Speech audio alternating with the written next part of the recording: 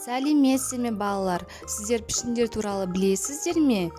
Олай болса, бүгінгі сабақта пішіндер туралы үйренетін боламыз. Бұл қандай пішін балалар? Бұл дұрыс айтасыз, дөңгелек пішіні. Ал мына суреттен қандай пішінді көріп тұрсың? Әрине, бұл үш бұрыш. Мына пішін тік төрт бұрыш деп аталады. Барлық қабырғасы тең пішінді шаршы деп атаймыз. Бұл пішінді біз қайдан кездестіреміз? Әрине, аспаннан көреміз. Ол жұлдыз деп аталады. Бұл пішін ромб деп аталады. Бұл пішін жүрек деп аталады.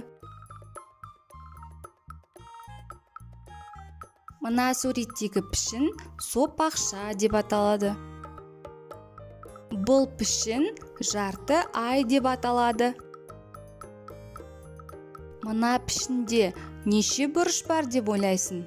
Әрине, бұл пішінде 6 бұрыш бар. Сондықтан пішінді 6 бұрыш деп атайды. Қанекей, пішіндерді тағы бір қайталап шығайық.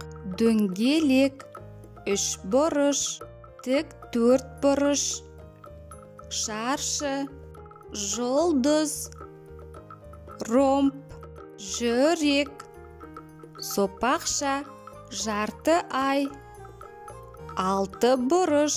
Осымен біздің сабағымыз аяқталды. Пайдалы сабақтарды бірінші болып көру үшін лайк басып тіркеліп алыңыздар. Сіздерді асыға күтеміз.